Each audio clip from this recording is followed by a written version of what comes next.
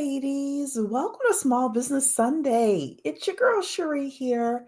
I'm not going to be here too long today. Today's session is for all of my entrepreneurs. Do want to ask you to hit that thumbs up button. If you're listening to the replay, put replay in the comments. That way, YouTube can know that you're enjoying this content. All right. So, you're an entrepreneur. And I always tell you that being an entrepreneur is a skill. Just like if you're a nurse, there's skills that go into nursing, or if you're into tech, there's skills that go into your cybersecurity job or your business analyst job, or me being a loan officer, there's skills that go into me doing that job correctly. Well, your business is the same way. The best entrepreneurs have the best entrepreneurial skills. Yes, some of it is luck. Yes, a lot of it is network. So, networking is a skill that you need to have, but there are other skills and other training you need to have as well. So, what I wanted to do today was just give you a couple of resources, tell you some of the skills that I think you need as an entrepreneur, give you a couple of resources. Again, we're not going to be here super long today. Um, the first skill that I think every entrepreneur needs is marketing skills. All marketing is how to get people to know who you are, raise their hand, and say, hey, yes, I want to work with you. That's all marketing is. Anybody tries to make it more complicated, then, you know, it's complicated with regards to the ways to do it. And there are a gazillion ways for you to do marketing. So it really does depend on your business and the best way for you to get people to find you and identify themselves. So, for example, you may say, hey, Cherie, I'm using social media for my marketing. Great. What platform are you on? Who are you targeting? Are those people on the platform? What kind of hashtags do you need to use? All of those things need to be considered and done and thought about. So, your marketing training is important for your entrepreneurial journey. But you have to decide what kind of marketing you're going to do in order to get people to come to you. I do want to give you a couple of resources that I have here. The first is if you want to have a Facebook group and you want to attract people to it. I actually took this lady's class. It was actually given to me because of the organization that I belong to, my company full time. But it's really good. This woman's name is Lindsay Litton, and she teaches you within this specific course how to actually set your Facebook group up so that way you can maximize the number of people who see you as the expert and who come to you for coaching or things like that and give you money. So, Lindsay Litton, and her course is something like 8-week Facebook group masterclass. So, I felt like this was a really good course that she did. She broke everything down, even if you're not a technical person, etc.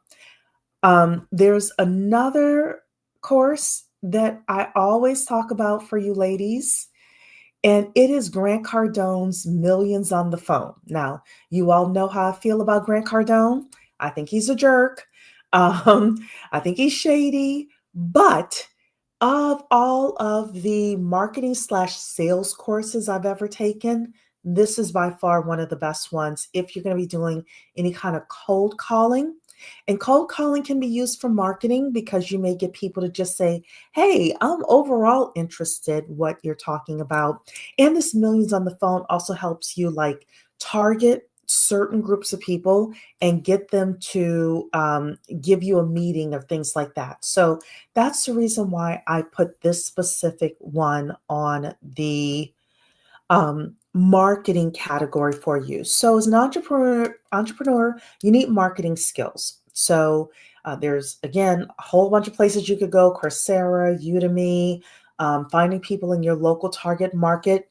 But I do say that you want to find as you're getting started, getting up and running, two ways that you're going to generate leads and become really, really good. Take as many courses as you can until you find the sweet spot for you with regards to maximizing those leads. Okay. Then after that, you need sales training. You need sales training. There's a lot of training out there just for women. There's training out there for all sorts of people.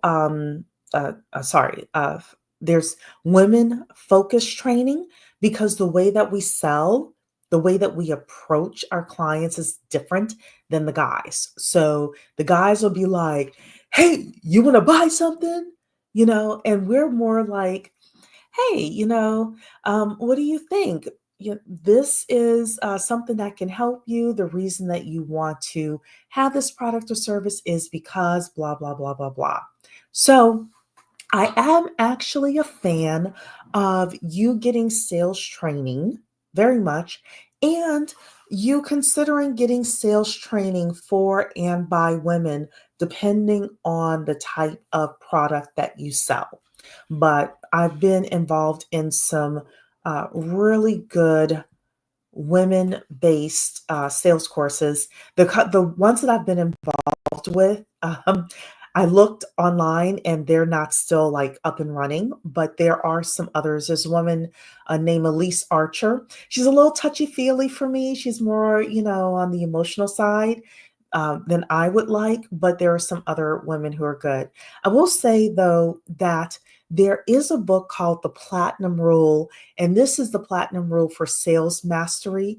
The reason why I like this book, I read the original Platinum Rule, is because it talks about how to identify a person based on the things that they say, how to identify how they like to be communicated with.